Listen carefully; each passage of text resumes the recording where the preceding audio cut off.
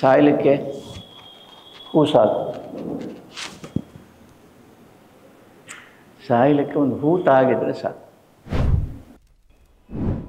ಯಾವಾಗ ಯಾರಿಗೆ ಯಾವ ಮಾತಿನಿಂದ, ಯಾವ ಹಾಡಿನಿಂದ, ಯಾವ ಸ್ವರವನ್ನು ಕೇಳಿದ್ರಿಂದ, ಯಾರನ್ನು ನೋಡಿದ್ರಿಂದ,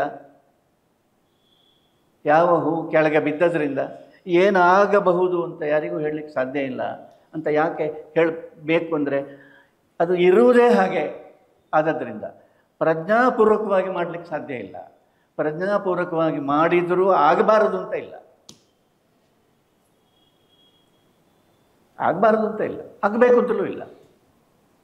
ಹೀಗೆ ಬಹಳ ವಿಚಿತ್ರವಾಗಿರತಕ್ಕ ಒಂದು ಸಂಗತಿ ಇದೆ. ಆದದ್ರಿಂದ ಕಲೆಗೆ, ಸಾಹಿತ್ಯಕ್ಕೆ, ಭಕ್ತಿಗೆ ಅಂದರೆ ಅಂತಃಕರಣಕ್ಕೆ ಸಂಬಂಧಪಟ್ಟ ವ್ಯಾಪಾರಕ್ಕೆ ಒಂದು ಪ್ರತೀಕವಾಗಿ ಒದಗುವ ಅನೇಕ ಘಟನೆಗಳು ಲೋಕದಲ್ಲಿ ನಡೀತಾ ಇರ್ತವೆ.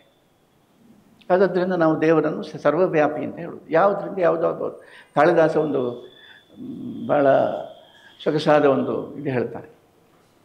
ಅಜ ಮತ್ತು ಇಂದುಮತಿ, ರಾಜ ಮತ್ತು ರಾಣಿ ಉದ್ಯಾನದಲ್ಲಿ ಇರ್ತಾರೆ. ಇದ್ದಾಗ ಸಲ್ಲಾಪದಲ್ಲಿರ್ತಾರೆ, ಒಟ್ಟಿಗೆ ಇರ್ತಾರೆ. ಆಕಾಶ ಮಾರ್ಗದಲ್ಲಿ ನಾರದ ವೀಣೆಯನ್ನು ನೆಡೀತಾ ಹೋಗ್ತಾ ಇರ್ತಾರೆ. ಆ ವೀಣೆ ಮಹತಿ ಎನ್ನುವ ವೀಣೆಗೆ ಹಾಕಿದ ಒಂದು ಹಾರ, ಹೂವಿನ ಹಾರ ಗಾಳಿಗೆ ಬಿದ್ದು ಅದು ಕೆಳಗಡೆ ಬಿದ್ದು ಕೆಳಗಡೆ ಉದ್ಯಾನದಲ್ಲಿ ಇದ್ದಂತಹ ಇಂದುಮತಿಯ ಎದೆಯ ಮೇಲೆ ಬೀಳುತ್ತದೆ. ಹೂವಿನ ಒಂದು ಹಾರ. ಇವಳ ಪ್ರಾಣ ಹೋಗ್ತದೆ. ಅವಳ ಪ್ರಾಣ ಹೋಗ್ತದೆ. ಅಜನಿಗೆ ಆಶ್ಚರ್ಯ ಆಗ್ತದೆ, ಆಘಾತ ಆಗ್ತದೆ, ವಿಸ್ಮಯವೂ ಆಗ್ತದೆ, ದುಃಖವೂ ಆಗ್ತದೆ, ಸಕಲ ಭಾವಗಳು ಸೇರಿ ಹೋಗ್ತದೆ. ಅವನು ಅವಳನ್ನು ತನ್ನ ತುಟೆಯ ಮೇಲೆ ಇರಿಸಿಕೊಂಡು ಒಂದು ವಿಲಾಪ ಗೀತೆ ಇದೆ ಕಾಳಿದಾಸನ ಕಾವ್ಯದಲ್ಲಿ. ಅದರಲ್ಲಿ ಒಂದು ಮಾತಿದೆ, ಅಥವಾ ಮೃದುವಸ್ತು ಹಿಂಸಿತು ಮೃದುನೈವಾರಭತೆ ಪ್ರಜಾಂತಕಃ. ಲೋಕದಲ್ಲಿ ಎಲ್ಲ ಇಡಿಲು ಬಡಿದು ಅವರ ಪ್ರಾಣ ಹೋಯಿತು ಎನ್ನುವ ಮಾತುಗಳನ್ನೆಲ್ಲ ಕೇಳಿದ್ದೇವೆ. ಭಾಳ ಕ್ರೂರವಾಗಿರತಕ್ಕ ಸಂಗತಿಗಳು, ಭಾಳ ಕಠಿಣವಾಗಿರತಕ್ಕ ಆಘಾತಗಳು, ಬಾಣ ಬಿದ್ದು ಪ್ರಾಣ ಹೋಯಿತು, ಇದೆಲ್ಲ ಕೇಳಿದ್ದೇವೆ. ಒಂದು ಹೂವು ಎದೆಗೆ ತಾಗಿ ಜೀವ ಚೆಲ್ಲಿದವರುಂಟೆ. ಇದಕ್ಕೂ ಕೂಡ ಅಂತಕನು ಮನಸ್ಸು ಮಾಡಿದ್ದಾನೆ. ಪ್ರಾಯ ಹೀಗಿರಬೇಕು, ಅತ್ಯಂತ ಮೃದುವಾಗಿರತಕ್ಕ, ಕೋಮಲವಾಗಿರತಕ್ಕ ಒಂದು ವಸ್ತುವನ್ನು ಕೋಮಲವಾದ ಇನ್ನೊಂದು ವಸ್ತುವಿನಿಂದಲೇ ಹಿಂಸೆ ಮಾಡುವುದಕ್ಕೆ ಸಾಧ್ಯ ಎನ್ನುವುದನ್ನು ಈ ಯಮ ಕಲಿತನೋ ಏನೋ ಅಂತ. ಮೃದುವಸ್ತು ಹಿಂಸಿತು ಮೃದುನೈವ ಆರಭತೆ ಪ್ರಜಾಂತಕಃ. ಕಾಳಿದಾಸನ ಮಾತು ಭಾಳ ಚೆನ್ನಾಗಿದೆ. ಆ ಮಾತು ಸಾಯಲಿಕ್ಕೆ ಹೂ ಸಾಕು.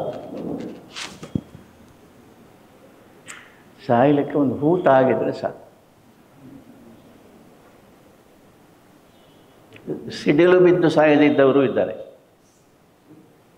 ಹೂತಾಗಿ ಸತ್ತವರು ಇದ್ದಾರೆ. ಈ ಲೋಕ ಅಂದರೆ ಬಹಳ ವಿಚಿತ್ರ. ಏನು ಹೇಳ್ತಾನೆ ಕಾಳಿದಾಸ ಅಂದರೆ ಕಲೆಯ ಮರ್ಮವನ್ನು ಹೇಳ್ತಾನೆ. ಒಂದು ಕಥೆ ಅಲ್ಲ ಅವನು ಹೇಳುವುದು. ಕಲೆಯ ಒಂದು ಯಾವ ಒಂದು ಪದ, ಯಾವ ಒಂದು ಸ್ವರ ಕೇಳುವಾಗ ಮೈ ಮರೀತದೆ ಅಂತ ಲೋಕ ಯಾರಿಗೂ ಹೇಳಲಿಕ್ಕೆ ಸಾಧ್ಯ. ಯಾವ ಸ್ವರ ಅದು? ವಾಲ್ಮೀಕಿಗಿಂತ ಆಯಿತು. ಅವನ ಹಿಂದೆ ಎಷ್ಟೋ ಅವನೇ ಬೇಟೆಗಾರನಾಗಿದ್ದ ಅಂತ ಹೇಳ್ತಾರೆ. ವಾಲ್ಮೀಕಿ ರಾಮಾಯಣದಲ್ಲಿ ಆ ಮಾತಿಲ್ಲದಿದ್ದರೂ ಕೂಡ ಆ ಮಾತಿಗೆ ಕೆಲವು ಆಧಾರಗಳಿದ್ದಾವೆ. ಅವನು ಬೇಟೆಗಾರನಾಗಿದ್ದಾನೆ, ಅದು ಚೆನ್ನಾಗಿಯೇ ಇದೆ. ಅವನು ಒಂದು ಕ್ರೌಂಚ, ಒಂದು 2 ಹಕ್ಕಿಗಳು ಒಟ್ಟಿಗೆ ಇದ್ದು, ಒಂದು ಹಕ್ಕಿ ಬಿತ್ತು ಕೆಳಗೆ, ಮತ್ತೊಂದು ಹಕ್ಕಿ ಹತ್ತಿತು ಅಂತ. ಅದನ್ನು ಕೇಳಿದ ಇವನು ಅಂತ. ಕೇಳುವಾಗ ಇವನಲ್ಲಿ ಎಂತಾಯಿತು? ಕಾರುಣ್ಯಂ ಸಮಪದ್ಯತ. ಕಾರುಣ್ಯ, ಒಂದು ಕರುಣರಸ, ಅದರ ಆವೇಶ ಉಂಟಾಯಿತು. ಕರುಣರಸದ ಆವೇಶ ಉಂಟಾಯಿತು. ಲೋಕ ಬದಲಾಯಿತು. ಆದದ್ದಷ್ಟೇ. ಕರುಣರಸದ ಆವೇಶಕ್ಕೆ ಮನಸ್ಸು, ಆವೇಗಕ್ಕೆ ತುತ್ತಾಯಿತು. ಸ್ವಪ್ರಜ್ಞೆ ಎನ್ನುವುದು ಹೊರಟು ಹೋಯಿತು. ತಾನು ಯಾರು ಏನು ಎಲ್ಲವೂ ಹೊರಟು ಹೋಯಿತು. ಅದು ಒಂದೇ ಸತ್ಯ. ಆ ಆರ್ತನಾದ ಮನಸ್ಸು ಅದಕ್ಕೆ ಸೋತಿತು. ಉದ್ದೇಶಪೂರ್ವಕವಾಗಿ ಆದದ್ದಲ್ಲ, ಪ್ರಜ್ಞಾಪೂರ್ವಕವಾಗಿ ಆದದ್ದಲ್ಲ. ಪ್ರಜ್ಞಾಪೂರ್ವಕವಾಗಿ ಯಾವುದೋ ಒಂದು ಹಕ್ಕಿ ಕೆಳಗೆ ಬೀಳಿಸಿ ಅದನ್ನು ಅಳಿಸಿ ಅದರ ಅಲುವನ್ನು ಕೇಳಿ ಏನು ರಾಮಾಯಣ ಹುಟ್ಟುವುದಿಲ್ಲ ಅಂದರೆ ಅದು ಅದು ಪ್ರಜ್ಞಾಪೂರ್ವಕವಾಗಿ ಆಗುವ ವ್ಯಾಪಾರ ಅಲ್ಲ. ಅದೇ ನಾನು ಆಶ್ಚರ್ಯ ಅಂತ ಹೇಳಿದರೆ, ನಾವು ಹಾಗೆ ಮಾಡಿ ಆಗಬಾರದು ಅಂತಲೂ ಇಲ್ಲ, ಆಗೋದೇ ಇಲ್ಲ ಅಂತ ತೀರ್ಮಾನ ಮಾಡಲಿಕ್ಕೂ ಸಾಧ್ಯ ಇಲ್ಲ, ಆಗಲಿಕ್ಕೂ ಸಾಕು. ಆದರೆ ಸಾಮಾನ್ಯವಾಗಿ ಆಗುವುದಿಲ್ಲ, ಸಾಮಾನ್ಯವಾಗಿ ಆಗುವುದಿಲ್ಲ. ತಿರುಮಲೇಶ್ವರ ಪದ್ಯದಲ್ಲಿದೆ, ಅನುಭವಕ್ಕೋಸ್ಕರ ಅನುಭವವನ್ನು ಪಡೆದರೆ ಅದು ಅನುಭವ ಆಗುವುದಿಲ್ಲ ಅಂತ. ಅನುಭವ ಆಗುವುದು ಬೇರೆ, ಹ್ಯಾಪನಿಂಗ್ ಅದು ಬೇರೆ, ಸ್ವಾಭಾವಿಕವಾಗಿ ಉಂಟಾಗುವುದು ಅದು ಬೇರೆ. ಆಗಬೇಕು ಅಂತ ಹೋದರೆ ಕಾರಾಗೃಹವಾಸದ ಅನುಭವ ಆಗಬೇಕು ಅಂತ ಕದ್ದರೆ ಕದ್ದ. ಯಾಕೆ ಅವನಿಗೇನು ಕದಿಬೇಕಾಗಿಲ್ಲ. ಯಾಕೆ ಕದ್ದದ್ದು? ಜೈಲು ವಾಸದ ಒಂದು ಅನುಭವ ಆಗಬೇಕು. ಗಾಂಧಿಯವರಿಗಾಗಲಿಲ್ಲ, ಇಂದು ದೊಡ್ಡ ದೊಡ್ಡವರಿಗೆಲ್ಲ ಆಗಲಿಲ್ಲ, ಹಾಗೆ ಒಂದು ಆಗಬೇಕು, ಆಗಲಿ. ಅದಕ್ಕೋಸ್ಕರ ಉದ್ದೇಶಪೂರ್ವಕ ಕದ್ದ. ಪೊಲೀಸರು ಹಿಡ್ಕೊಂಡು ಜೈಲಿಗೆ ಹಾಕಿದರು ಅವನನ್ನೇ, ಬೇರೆ ಯಾರನ್ನಲ್ಲ, ಹಿಡ್ಕೊಂಡು ಹೋಗಿ ಹಾಕಿದರು. ಅಲ್ಲಿ ಅವನಿಗೆ ಗೊತ್ತಾಯಿತು, ಅನುಭವಕ್ಕೋಸ್ಕರ ಅನುಭವ ಆಗಬೇಕು ಅಂತ ಹೇಳಿ ಜೈಲಿಗೆ ಬಂದರೆ ಅದು ಅನುಭವವೇ ಅಲ್ಲ ಅಂತ. ಬಹಳ ಬಹಳ ಸೂಕ್ಷ್ಮವಾಗಿರತಕ್ಕ ಸಂಗತಿಗಳು. ಮತ್ತೇನು, ನಿಜವಾಗಿ ನೀನು ಏನೋ ಕದ್ದು ಸಿಕ್ಕಬಾರದು ಅಂತ, ಜೈಲಿಗೆ ಹೋಗಬಾರದು ಅಂತ ಭಾಳ ಬುದ್ಧಿವಂತಿಕೆಯಿಂದ ಕದ್ದು, ಆದರೆ ಸಿಕ್ಕಿ ಹಾಕಲ್ಪಟ್ಟು ಜೈಲಿಗೆ ಹೋದರೆ ಆಗ ಆ ಜೈಲಿನ ಅನುಭವ ಉಂಟಲ್ಲ ನಿಜವಾದದ್ದು. ಈ ನಿಜವಾದದ್ದು ಎನ್ನುವುದೊಂದು ಬಹಳ ವಿಚಿತ್ರವಾಗಿರ್ತಕ್ಕ ಒಂದು ಸಂಗತಿ ಮನುಷ್ಯ ಜೀವನದಲ್ಲಿ. ಅಂದರೆ ನಟನೆಯೇ ಅನಿವಾರ್ಯವಾಗಿರುವ ನಮ್ಮ ಜೀವನದಲ್ಲಿ ನಿಜವಾದದ್ದು ಎನ್ನುವುದೊಂದು ಉಂಟಲ್ಲ, ಅದು ಎಲ್ಲಿದೆ? ಅದು ನಟನೆಯಲ್ಲಿ ಇಲ್ಲ ಅಂತಲೂ ಅಲ್ಲ, ಇದೆ ಅಂತಲೂ ಅಲ್ಲ, ಅದು ಯಾವಾಗ ಉಂಟಾಗ್ತದೆ ಅಂತಲೂ ಅಲ್ಲ. ಬಹಳ ವಿಚಿತ್ರವಾಗಿರ್ತಕ್ಕ ಒಂದು ವಿಷಯ ಇದು, ಕಲಿಯುಗದ ವಿಷಯ. ಇಷ್ಟೆಲ್ಲ ಸಂಕೀರ್ಣವಾಗಿರ್ತಕ್ಕ ಸಂಗತಿಗಳ ಮಧ್ಯದಲ್ಲಿಯೇ ನಿಜವಾದದ್ದು ಉಂಟಾಗಬೇಕು, ಅದನ್ನು ಭಕ್ತಿ ಅಂತ ಹೇಳುವುದು. ನಿಜವಾದದ್ದು ಉಂಟಾಗುವುದು ನಿಜವಾದ ವ್ಯಕ್ತಿತ್ವದಿಂದಲೇ, ಅದನ್ನು ದೇವರು ಅಂತ ಹೇಳುವುದು. ಹಾಗೆ ಕಾಳಿದಾಸ ಹೇಳುವುದು ಅದು ಕಲೆಯ ಸಂಗತಿ, ಯಾವಾಗ ಏನಾದೀತು ಅಂತ ಹೇಳಲಿಕ್ಕೆ ಆಗುವುದಿಲ್ಲ. ಆಗ ಆ ನಿಜವಾದ ವಿಲಾಪ, ನಿಜವಾದ ದುಃಖ. ಇನ್ನೂ ಒಂದು ಆಶ್ಚರ್ಯ, ನಿಜವಾದ ದುಃಖ ಆದದ್ದು ಅಜನಿಗೆ, ಇಂದುಮತಿಗಲ್ಲ. ಇಂದುಮತಿಗೆ ಪ್ರಾಣ ಹೋಯ್ತಲ್ಲ, ಹೀಗೆ ಆಯ್ತಲ್ಲ ಅಂತ ಇದನ್ನು ನೋಡಿದಲ್ಲ ಭಾಳ ಹತ್ತಿರದಿಂದ, ಅವನಿಗೆ ಆಯ್ತಿದ್ದು. ಯಾವುದು? ಇದು ಕಲೆಯ ಒಂದು ಬಹಳ ವಿಚಿತ್ರವಾದ ಒಂದು ರಹಸ್ಯ.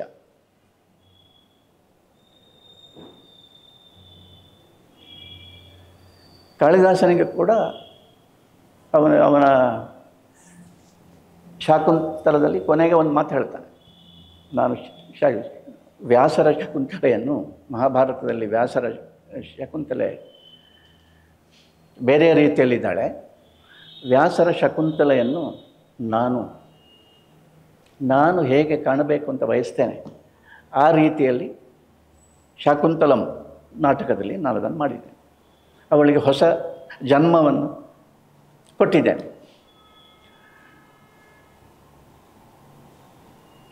ಹೊಸ ಜನ್ಮವನ್ನು ಒಂದು ಪಾತ್ರಕ್ಕೆ, ಒಂದು ಶಕುಂತಲೆಗೆ ಕೊಟ್ಟು ಒಂದು ನಾಟಕವನ್ನು ಮಾಡಿ, ಅದು ಅವನ ಕೊನೆಯ ನಾಟಕ ಮಾಡಿ ಅವನ ಭರತವಾಕ್ಯದಲ್ಲಿ ಹೇಳ್ತಾನೆ, ನಾನು ಇನ್ನೂ ಬದುಕುವುದಕ್ಕೆ ಇಚ್ಛಿಸುವುದಿಲ್ಲ. ಮಮಾಪಿ ಚ ಕ್ಷಪಯತು ನೀಲಲೋಹಿತ ಪುನರ್ಭವಂ.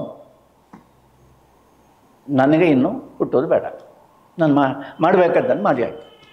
ನಾನು ಇದನ್ನು ಮಾಡುವುದಕ್ಕೋಸ್ಕರ ಕಾದಿದ್ದೆ, ಈ ಒಂದು ನಾಟಕವನ್ನು ಮಾಡುವುದಕ್ಕೋಸ್ಕರ ನಾನು ಕಾದಿದ್ದೆ. ಶಕುಂತಲೆಯ ಪಾತ್ರಕ್ಕೆ ಒಂದು ಪುನರ್ಜನ್ಮವನ್ನು ಕೊಡುವುದಕ್ಕೋಸ್ಕರ ನಾನು ಕಾದುಕೊಂಡಿದ್ದೆ.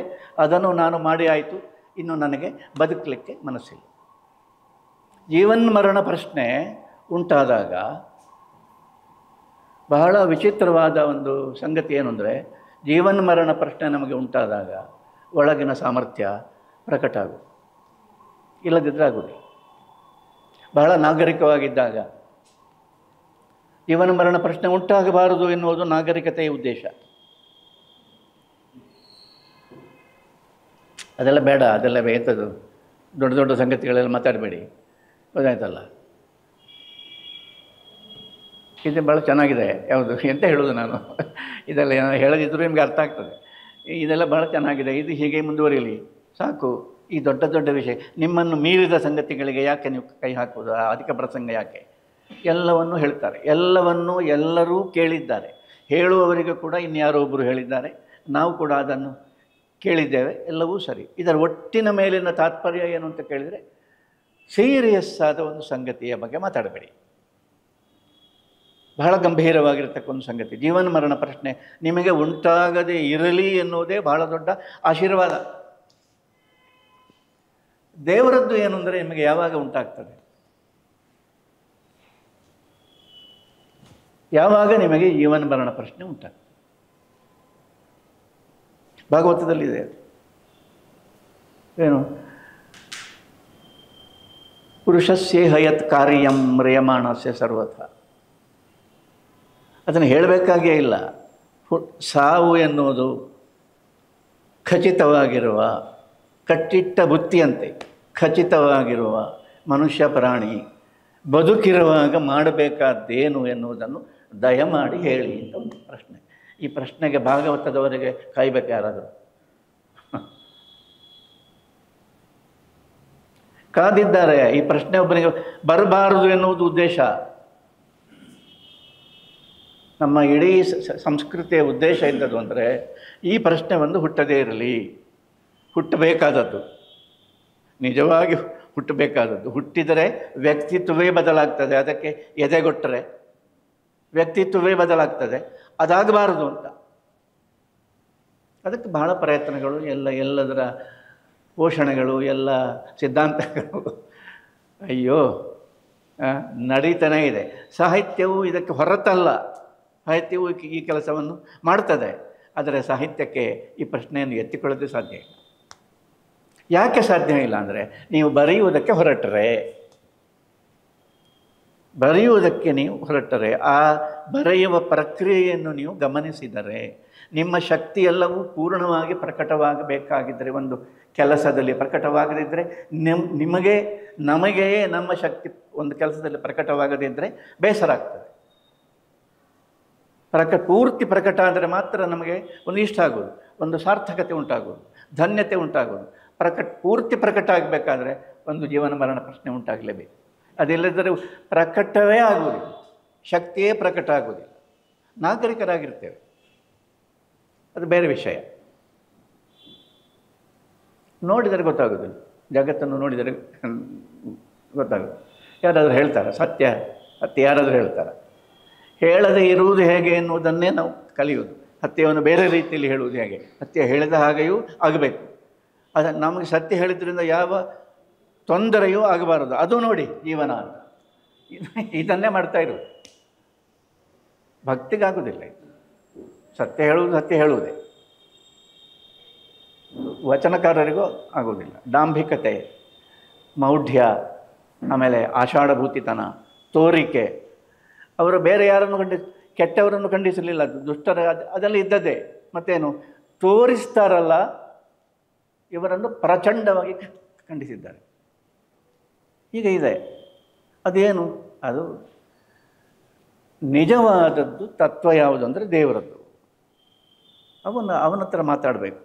ಅವನು ನಮ್ಮನ್ನು ನೋಡ್ತಾ ಇದ್ದಾನೆ ಅಂತ ನಾವು ಜೀವಿಸಬೇಕು. ಆಗ ಗೊತ್ತಾಗ್ತದೆ ರಹಸ್ಯ. ನಮ್ಮ ಒಳಗಿನ ಸಾಮರ್ಥ್ಯ ಪ್ರಕಟ ಆಗುವುದು ವಚನ ಮತ್ತು ಮನ ಎರಡೂ ಒಂದೇ ಆಗಿದ್ದಾಗ. ಅದಕ್ಕನ್ನು ಅದನ್ನು ಪೂರ್ಣತೆ ಅಂತ ಹೇಳೋದು. ಪೂರ್ಣತೆ ಅಂದರೆ ಲೋಕದಲ್ಲಿ ಪರಿಪೂರ್ಣತೆ ಬಹಳ ಏನು ಇದೆಲ್ಲ ಇದೆ, ಎಲ್ಲ ಹೌದಪ್ಪ. ಇದು ಎಲ್ಲವನ್ನು ನಾವು ನಮ್ಮ ಜೀವನದಲ್ಲಿ ಅನುಭವಿಸುವುದು ಹೇಗೆ ಅಂದರೆ ವಚನ ಮತ್ತು ಮನ ಎರಡು ಒಂದಾದರೆ. ಪದ ಅಂದರೆ ಎರಡು ಅರ್ಥ. ಒಂದು ನಡಿಗೆ ಅಂತ ಅರ್ಥ ಪಾದ, ಒಂದು ಪದ ಮಾತು, ಎರಡೂ ಒಂದೇ. ನಡೆ ನುಡಿ ಎರಡೂ ಒಂದೇ ಆದರೆ ಮುಗೀತೆ ಕತೆ. ಏನು ಆಗ ಇದು ಭಕ್ತಿಯ ಉದ್ದೇಶ. ಸಾಹಿತ್ಯಕ್ಕೆ ಕೂಡ ಇದು ಬೇಕು. ಏನು ನಾವು ಶೋಧನೆ ಅಲ್ವ, ಅನುಭವದ ಶೋಧನೆ ಅಲ್ವ ಮಾಡಬೇಕಾದ್ರು. ಹಾಗಾಯಿತು ಹೀಗಾಯ್ತು ಅಂತ ಕಥೆಯಲ್ಲೆಲ್ಲ ಹೇಳೋದು. ಕತೆ ಹೌದು, ಎಲ್ಲ ಇರ್ತದೆ, ಅದೆಲ್ಲವೂ ಇರ್ತದೆ, ಕಥೆಗಾರರು ಇರ್ತಾರೆ, ಅದೆಲ್ಲ ಇದೆ. ಅದರ ಏನು ಉದ್ದೇಶ? ಕತೆ ಹೇಳುವುದು ಮಾತ್ರ ಉದ್ದೇಶ.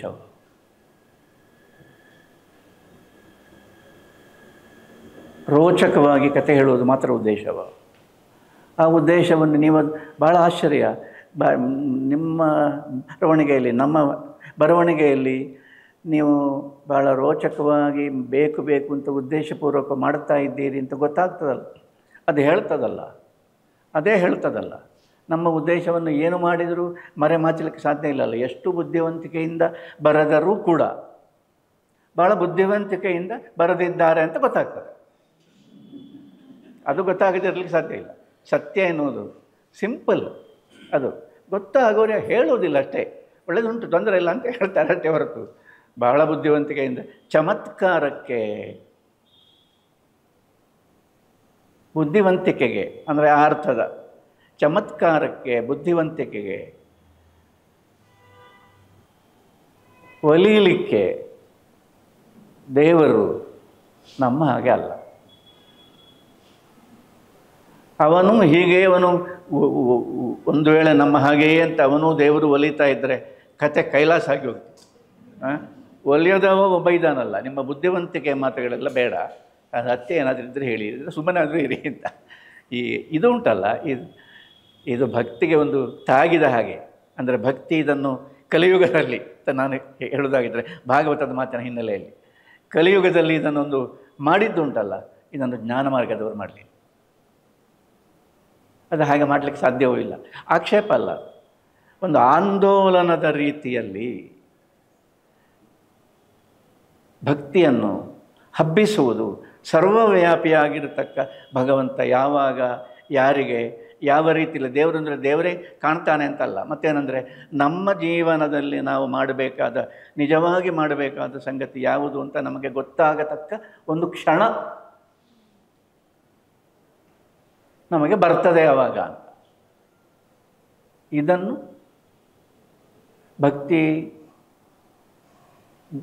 ಭಕ್ತಿ ಸಾಹಿತ್ಯ, ಕೀರ್ತನೆಗಳು, ಆಮೇಲೆ ವಚನಗಳು, ಅಭಂಗಗಳು ಎಲ್ಲ ಭಾಷೆಯಲ್ಲಿಯೂ ನನಗೆ ಗೊತ್ತಿದ್ದ ಹಾಗೆ ಎಲ್ಲ ಭಾಷೆಯಲ್ಲಿ ಅಷ್ಟು ಸಾಹಿತ್ಯ ಆಧ್ಯಾತ್ಮಿಕವಾಗಿ ನೋಡುವುದಾಗಿದ್ದರೆ ಜ್ಞಾನ ಮಾರ್ಗದಲ್ಲಿ ಬರಲಿಲ್ಲ. ದೇಸಿ ಗುಣ, ಬಹಳ ದೇಸಿ ಗುಣ ಅಂದರೆ ಒಂದು ಸಂಬಂಧ, ದೇವರ ಒಟ್ಟಿಗೆ ಒಂದು ಸಂಬಂಧ. ದೇಸಿ ಗುಣ ಅಂತ ಹೇಳಿದರೆ ಒಂದು ಸಂಬಂಧ ಅಲ್ವ. ಒಬ್ಬರನ್ನು ಕೇಳುವಾಗ ನೀವು ಯಾರು, ನೀವು ಅವರ ಗೊತ್ತಾಯಿದೆ ನಮಗೆ, ಅವರಿಗೆ ನೀವು ಏನಾಗಬೇಕು, ಏನಾದರೆ ಇವರಿಗೆ ಅದು ಹಾಗಲ್ಲ. ಅದೇನೆಂದರೆ ಒಂದು ಸಂಬಂಧ ಕಟ್ಟುವುದು. ನೀವು ಒಂದು ಸಂಬಂಧ ಕಟ್ಟುದು. ದೂರದಲ್ಲಿ ನಾವೊಂದು ಬಾದರಾಯಣ ಸಂಬಂಧ ಅಂತ, ನಾವು ದೂರದಲ್ಲಿ ಒಂದು ಸಂಬಂಧಿಕರು ಅಂತ ಒಂದು ಬರುವುದುಂಟಲ್ಲ. ಇದು ಏನಂದರೆ ದೇಸಿ ಗುಣದ ಒಂದು ಮಟ್ಟದ ವಿಸ್ತಾರ. ರಾಮಕೃಷ್ಣ ಪರಮಹಂಸರ ಮಾತುಗಳಲ್ಲಿ ಇದು ಈ ದೇಸಿ ಗುಣ ಎದ್ದು ಕಾಣ್ತದೆ. ಅವರು ತುಂಬ ಆಶ್ಚರ್ಯ ಆಗ್ತದೆ. ಯಾವುದೇ ರೀತಿಯ ಕೃತಕತೆ ಇಲ್ಲದೆ, ಎಲ್ಲಿ ಒಂದು ಕಡೆ ಒಂದು ಮಾತಿದೆ, ಯಾವುದೋ ಒಂದು ವಿಷಯ ಬಂತು, ಸರ್ವಧರ್ಮ ಸಮಭಾವದ ಎಲ್ಲ ಅದು ಬಂತು. ಆವಾಗ ಅವರು ಆ ನೇಕಾರ ಇದ್ದಾನಲ್ಲ, ಅವನೆಂತ ಹೇಳ್ತಾನೆ ಕೇಳು ಅಂತ ಹೇಳಿ. ನೇಕಾರ ಯಾರು? ಕಬೀರ. ಅವರು ಕಬೀರ ಅಂತ ಹೇಳೋದಿಲ್ಲ, ದಾಸ ಅಂತ ಹೇಳೋದಿಲ್ಲ, ನೇಕಾರ. ಆ ನೇಕಾರ ಇದ್ದಾನಲ್ಲ ಅವನೆಂತ ಹೇಳ್ತಾನೆ ಈ ಬಗ್ಗೆ ಹೇಳು, ಅದನ್ನು ಸ್ವಲ್ಪ ನೋಡು. ಅದೇನು ಇದು ದೇಸಿ ಗುಣ, ಅಪ್ಪಟ ದೇಸಿ ಗುಣ. ನೀನೆಲ್ಲೇ ಅವ ಅಂತ ದೇವರು ಕೇಳಿದರೆ ಏನೂ ಆಶ್ಚರ್ಯ ಇಲ್ಲ. ನಿನ್ನ ಊರು ಯಾವುದು? ಊರು ಯಾವುದು ಅಂತ ಕೇಳಿದರೆ ವೈಕುಂಠ ಅಂತ ಹೇಳಿಕೊಡುದು. ಮತ್ತೇನು ನಮ್ಮ ಊರಿನ ಹೆಸರು ಹೇಳಬೇಕು, ಅದನ್ನು ಅವನು ಬಯಸುವುದು. ನೀನು ಎಷ್ಟು ಅಧಿಕೃತ ಅಂತ. ನಮ್ಮ ವಿಷಯ ನಮಗೆ ಅರ್ಥ. ಈಗ ಇಡೀ ಇರುವುದೇನು ಅಂತ ಕೇಳಿದರೆ ಜೀವನದಲ್ಲಿ ಒಂದೇನೆಂದರೆ ನಾವು ಅಧಿಕೃತರಾಗು ಅಂದರೆ ಎಂತ ಹೇಳೋದು ಕನ್ನಡದಲ್ಲಿ? ಅಪ್ಪಟ ಆಗು, ಸುಳ್ಳಾಗದೇ ಇರುವುದು, ನಾವು ನಿಜವಾಗಿ ನಾವೇ ಆಗಿರುವುದು. ಅಧಿಕೃತ ಆಗು. ಯಾವಾಗ? ನಿಮ್ಮದೇ ಮಾತು ನೀವು ಮಾತಾಡಿದಾಗ, ನಿಮ್ಮದೇ ನೆಲದಲ್ಲಿ, ಅಹಂಕಾರ ಅಲ್ಲ, ನೀವು ಇಟ್ಟ ಹೆಜ್ಜೆ ಅದು ನಿಮ್ಮದೇ ಆಗಿರುವಾಗ, ನಿಮ್ಮ ಮಾತು ನಿಮ್ಮದೇ ಆಗಿರುವಾಗ, ನಮ್ಮನ್ನು ಅಧಿಕೃತರನ್ನಾಗಿ ಮಾಡುವುದಕ್ಕೆ ಅದಕ್ಕಿಂತ ದೊಡ್ಡ ಮೌಲ್ಯವೇ ಇಲ್ಲ ಈ ಜೀವನದಲ್ಲಿ. ಎಲ್ಲವೂ ಆಗಿರಲಿಕ್ಕೆ ಸಾಕು. ನಮಗೆ ನಾವು ಅಧಿಕೃತರಾಗದೇ ಇದ್ದರೂ ಒಂದೇ, ಇಲ್ಲದಿದ್ದರೂ ಒಂದೇ. ನಮ್ಮನ್ನು ಅಧಿಕೃತರನ್ನಾಗಿಸುವುದಕ್ಕೆ ನಮಗೆ ದೇವರು ಬೇಕು ಅಂತ ಗೊತ್ತಾದದ್ದು ಭಕ್ತಿಗೆ.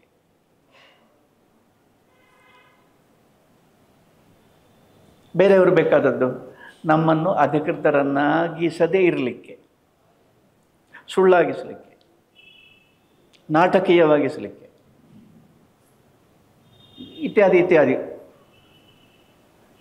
ಅದು ಇದೆ. ದೇವರೇನು ಅಧಿಕೃತರನ್ನಾಗಿಸಲಿಕ್ಕೆ ಸಿಂಪಲ್ ಅದು. ಯಾಕೆಂದರೆ ದೇವರಲ್ಲಿ ಅದು ಬಿಟ್ಟು ಬೇರೆ ಇನ್ಯಾವುದೂ ಇಲ್ಲ. ನೀನಾಗಿರಬೇಕು ಅಷ್ಟೇ. ಅದಕ್ಕೋಸ್ಕರ ನಮಗೆ ಒಂದು ಪ್ರತೀಕ ಬೇಕು. ಅದನ್ನು ಒದಗಿಸುವುದಕ್ಕಾಗಿ ಭಕ್ತಿ ಸಾಹಿತ್ಯ ನಮ್ಮ ಮುಂದೆ ಇದೆ. ಭಕ್ತಿಗೂ ನಾವು ಹೇಳುವ ಎಂಥದ್ದು ಹೇಳೋದು, ಸೆಕ್ಯುಲರ್ ಸಾಹಿತ್ಯ, ಅದಕ್ಕೆ ಭಾಳ ಹತ್ತಿರ ಇದೆ, ತುಂಬ ಹತ್ತಿರ ಇದೆ. ಅದು ಎಂಥ ಸಾಹಿತ್ಯವಾಗ್ಬೋದು, ಸೆಕ್ಯುಲರ್ ಸಾಹಿತ್ಯವಾಗ್ಬೋದು, ಧಾರ್ಮಿಕ ಸಾಹಿತ್ಯವಾಗ್ಬೋದು, ಯಾವುದೂ ಆಗ್ಬೋದು. ಸಾಹಿತ್ಯದ ಗುಣ ಅದರಲ್ಲಿ ಇದ್ದರೆ, ಅದು ಅಂದರೆ ಅದು ನಿಜವಾಗಿದ್ದರೆ, ತೋರಿಕೆಯದಾಗಿಲ್ಲದೇ ಇದ್ದರೆ, ನಿಜವಾಗಿ ತನ್ನ ಭಾವವನ್ನು ತೋಡಿಕೊಳ್ಳುವುದಾಗಿದ್ದರೆ, ಅದಕ್ಕೂ ಭಕ್ತಿಗೂ ಬಹಳ ಹತ್ತಿರ ಇದೆ. ಅದೆರಡು ಬೇರೆ ಬೇರೆ ಅಲ್ಲ.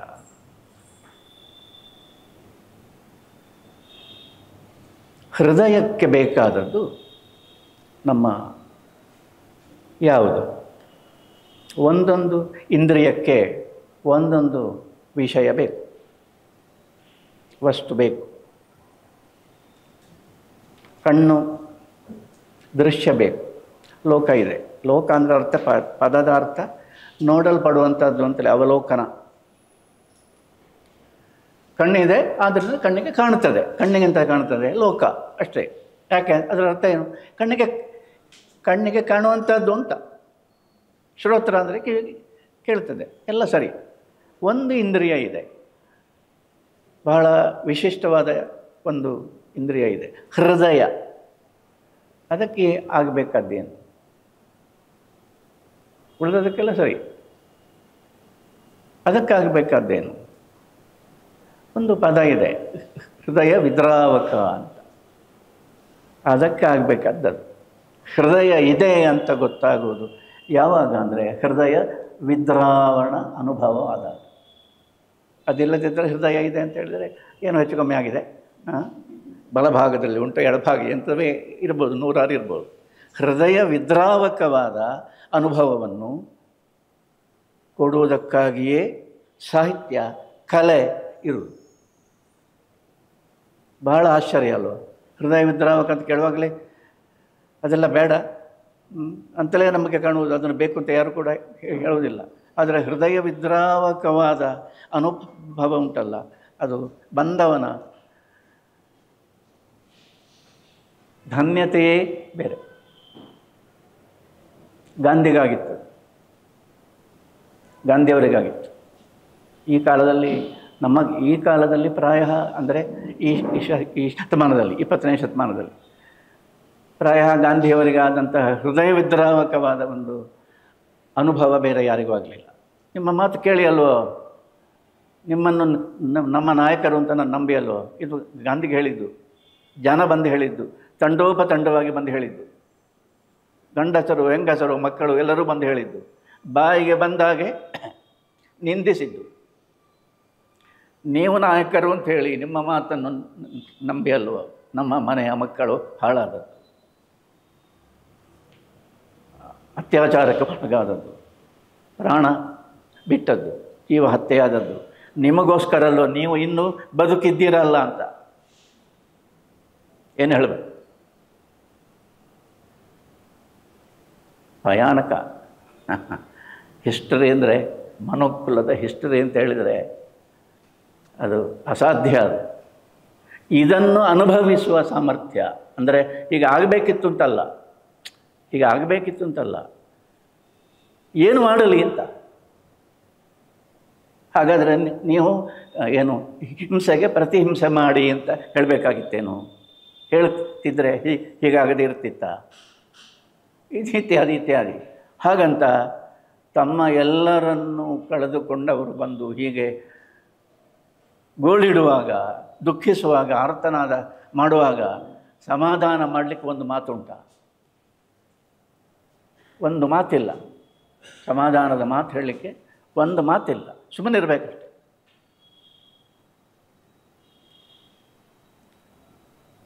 ಮನುಕುಲದ ಸಮಸ್ಯೆ ಅಂದರೆ ಸಾಮಾನ್ಯದಲ್ಲ ಅದು. ಇದನ್ನು ಮನುಷ್ಯರ ಇಂದ್ರಿಯಗಳಿಗೆ ಅನುಭವಿಸುವ ಸಾಧ್ಯತೆ ನಾವು ಮನುಕುಲವೇ ಆಗಿರುವುದರಿಂದ, ಮನುಕುಲ ಅಂದರೆ ಇನ್ನೇನೋ ಒಂದು ಬೇರೆ ಇಲ್ಲ, ನಾವೇ ಆಗಿರುವುದರಿಂದ ನಮಗೆ ಇದ್ದೇ ಇದೆ. ಬೇಡ ಅಂತಾದರೆ ಸುಖವಾಗಿರ್ಬೋದು. ಆ ಸುಖವಾಗಿರುವುದರ ಒಟ್ಟಿಗೆ ಒಂದಿರ್ತದೆ, ಅದು ಬೇರೆಯವರಿಗೆ ಆಗ್ತಾ ಇದ್ದದ್ದಕ್ಕೆ ನಾವು ಸಾಕ್ಷಿಯಾಗಿರಬೇಕಾಗ್ತದೆ. ನಮಗಾಗಲಿಲ್ಲ ಅಂತ ನಾವು ಇಟ್ಟುಕೊಳ್ಳಬಹುದು, ಆದರೆ ಇನ್ನೊಬ್ಬರಿಗೆ ಆಗ್ತಾ ಇದೆ ಎನ್ನುವುದನ್ನು ನಾವು ನಮ್ಮ ಹಾಗೆಯೇ ಅವರು ಇದ್ದಾರೆ, ಅವರಿಗೆ ಹೀಗೆ ಆಗ್ತಾ ಇದೆ ಎನ್ನುವುದನ್ನು ಸಾಕ್ಷಿಯಾಗಿ ನೋಡಲೇಬೇಕಾಗ್ತದೆ. ಬೇರೆ ದಾರಿಯೇ ಇಲ್ಲ ಇದಕ್ಕೆ. ಆದ್ದರಿಂದ ಏನು ಮಾಡುವುದು? ಒಳಗಡೆ ನೋಡದೆ ದಾರಿಯೇ ಇಲ್ಲ ಇದಕ್ಕೆ ಬೇರೆ. ಭಕ್ತ ಹೇಳ್ತಾನೆ, ಏನು ದೇವರ ಹತ್ರ ಹೇಗೂ ಮಾತಾಡ್ಬೋದು, ದೇವರ ಹತ್ರ ಮಾತ್ರ ಹೇಗೂ ಮಾತಾಡ್ಬೋದು, ದೇವರ ಹತ್ರ ಮಾತ್ರ ಇದು ಎಲ್ಲವನ್ನೂ ತೋಡಿಕೊಳ್ಳುವುದಕ್ಕೆ ಸಾಧ್ಯ. ನೀನು ನಿನ್ನ ಕಣ್ಣ ಮುಂದೆ ಇದೆಲ್ಲ ಆಗ್ತಾ ಉಂಟಲ್ಲ, ಇದು ನಿನಗೆ ಇಷ್ಟವಾ ಅಂತ ದಾಸರ ಕೀರ್ತನೆಗಳನ್ನು ನೋಡಿದರೆ ಗೊತ್ತಾಗ್ತದೆ. ಏನಂದರೆ, ಕರುಣಾಕರ ನೀನೆನ್ನುವುದು ಯಾತಕೋ ಭರವಸೆ ಇಲ್ಲ ನನಗೆ. ಈ ಮಾತನ್ನು ದೇವರು ಕೇಳಬೇಕು. ಶ್ರೋತ್ರ ಅಲ್ವನು, ಸಹೃದಯ ಅಲ್ವಾ? ಅವನು ಸಹೃದಯನಿಗೆ ಇದನ್ನು ಹೇಳಬೇಕು. ಏನು, ನೀನು ಕರುಣಾಕರ ಅಂತ ಹೇಳ್ತೀಯಲ್ಲ, ಇಲ್ಲಿ ರಕ್ತದ ಕಾಲುವೆ ಹರಿತಾ ಇದೆ, ಆಗಲಿ ನಿನಗಿಷ್ಟ ಆಗಲಿ, ನಿನಗಿಷ್ಟ ಆಗಲಿ, ಏನು ತೊಂದರೆ ಇಲ್ಲ. ರಕ್ತಾಭಿಷೇಕ ನಿನಗೆ ಬೇಕಾದರೆ ಮಾಡುವ, ನಿನಗಿಷ್ಟ ಆಗ್ತದಲ್ಲ, ಅದನ್ನು ಕೇಳಬೇಕಲ್ಲ ಅವನು. ಅವನು ಇದನ್ನು ಕೇಳುವುದಕ್ಕೋಸ್ಕರ ಕಾತರಿಸ್ತಾ ಇದ್ದಾನೆ. ಸ್ತುತಿಯನ್ನಲ್ಲ, ಬರೀ ಸ್ತುತಿಯಲ್ಲ. ರಾಮಕೃಷ್ಣರ ಪರಮಶಿಷ್ಯರಾದ ವಿವೇಕಾನಂದರು ಇದೆಲ್ಲವನ್ನೂ ಅರ್ಥ ಮಾಡಿಕೊಂಡು ಒಂದು ಮಾತು ಹೇಳಿದರು. ನಿನಗೆ ಸಾಧ್ಯ ಇದ್ದರೆ ಅಂತ ಒಂದು ಮಾತಿದೆ ಬ್ರ್ಯಾಕೆಟಲ್ಲಿ, if possible worship the terrible. Worship the terrible. ಅದೇನು ಅದು ನಿನಗೆ ಸಾಧ್ಯ ಧೈರ್ಯ ಅಂದರೆ ಅದು ಅಂದರೆ ಕೆಚ್ಚು ಅಂತಲ್ಲ, ಹೋರಾಟ ಅಂತ ಅಲ್ಲ, ನಿನ್ನ ಹೃದಯಕ್ಕೆ ಇದನ್ನು ಎತ್ತಿಕೊಳ್ಳುವ, ಇದನ್ನು ಧರಿಸುವ, ಇದನ್ನು ಅನುಭವಿಸುವ ಸಾಮರ್ಥ್ಯ ಇದೆ ನಿನಗೆ. ಆಗ ನೀನು ಏನು ಮಾತಾಡ್ತೀ ಅಂತ, ಆಗ ನೀನು ಮಾತಾಡುವುದೇನು, ಆಗ ಈ ಡೋಂಗಿಗಳೆಲ್ಲ ಬಿದ್ದು ಹೋಗ್ತದೆ, ಪದ ಬಜಾವಣೆಗಳೆಲ್ಲ ಬಿದ್ದು ಹೋಗ್ತದೆ, ನಿಜವಾದದ್ದು ಬರ್ತದೆ. ಆ ನಿಜವಾದ ಮಾತು ಯಾವುದು ಅಂತ ದೇವರು ನಮ್ಮಿಂದ ಮಾತಾಡಿಸೋದಕ್ಕೆ ಇಷ್ಟು ಕಷ್ಟ. ಲೋಕ ಜೀವನ ಹೇಗುಂಟು ನೋಡಿ. ಒಂದು ನಿಜವಾದ ದುಃಖ, ಅದನ್ನು ತೋಡಿಕೊಳ್ಳುವುದಕ್ಕೆ ಯಾವಾಗ ತೋಡಿಕೊಳ್ತಿ ಅಂತ ನಾನು ಕಾದುಕೊಂಡಿದ್ದೇನೆಂದರೆ, ಈ ಸಹೃದಯ ಇದಾನಲ್ಲ ದೇವರು ಎನ್ನುವ ಈ ಸಹೃದಯ, ಇದು ಅಸಾಧ್ಯ ಅಸಾಧ್ಯ. ಅದರಿಂದ ನಾಟ್ ದಟ್ ಸಿಂಪಲ್. ಸಣ್ಣನವರಿ ಎಂತಾಯಿತು, ಕ್ರಾಂತಿ, ಕಲ್ಯಾಣದ ಕ್ರಾಂತಿ ಏನಾಯಿತು? ತುಂಬಿ ಬಂದಿತ್ತ ಅಂತ ಬೇಂದ್ರೆಯವರು ಇದೆ, ಭಾಳ ಚೆನ್ನಾಗಿದೆ. ತುಂಬಿ ಬಂದಿತ್ತ, ಬೆಳಕಿಗಿಂತ ಬೆಳ್ಳಗೆ ಇತ್ತ ಅಂದರೆ ಕಂಪ್ಲೀಟ್ ಆಯಿತು ಅಂತ, ಪೂರ್ಣ ಆಯಿತು ಅಂತ. ಒಂದು ಜೀವನ ಈ ನಾನಾ ಬಗೆಯ ಇಂದ್ರಿಯಗಳಿಂದ ಕೂಡಿದ ಈ ಒಂದು ಜೀವನಾನುಭವ ಉಂಟಲ್ಲ ನಮ್ಮದು, ಅದೊಂದು ಪರಿಪೂರ್ಣ ಆಯಿತು. ಯಾವಾಗ? ದುರಂತದ ಮಧ್ಯದಲ್ಲಿ. ಅದು ಭಾಳ ಸುಖ, ಭಾಳ ಎಲ್ಲ ಚೆನ್ನಾಗಿತ್ತು, ಶುಭಂ ಅಂತ ಬರ್ತದಲ್ಲ, ಅದು ಹಾಗಲ್ಲ, ಅದು ಹಾಗೆ ಆದದ್ದೇ ಅಲ್ಲ. ಹೀಗೂ ಆಯಿತೆ. ನಮ್ಮ ಹಾಗೆ ನಿಮ್ಮ ಹಾಗೆ ಇದೇ ರೀತಿಯ ಮನಸ್ಸುಗಳಿದ್ದವರೇ ಇಂತಹ ಕ್ರೌರ್ಯಕ್ಕೂ ಕೂಡ ಮಾಡಿದರೆ, ಇಂಥ ಒಂದು ಇದನ್ನು ಅಮಾನುಷವಾಗಿರ್ತಕ್ಕ ಸಂಗತಿಗಳನ್ನು ಮಾಡಿದರೆ ಎನ್ನುವ ಆ ದುರಂತದ ಮಧ್ಯದಲ್ಲಿ ತುಂಬಿ ಬಂದಿತ್ತ. ಇದಕ್ಕೆ ನೀವೆಂತ ಹೇಳ್ತೀರಿ? ಇದು ಸಾಹಿತ್ಯಕ್ಕೆ ರಂಜಕವಾದ ಸಾಹಿತ್ಯಕ್ಕೆ, ರಂಜಕವಾದ ಯಾವುದೇ ರೀತಿಯ ಆಲೋಚನೆಗೆ ಇದು ದೊಡ್ಡ ಸವಾಲು. ಈ ಸವಾಲನ್ನು ತೆಗೆದುಕೊಳ್ಳುವುದಕ್ಕೋಸ್ಕರ ಭಕ್ತಿಯ ಮನೋಧರ್ಮ ದೇವರನ್ನು ರೂಪಿಸಿತು.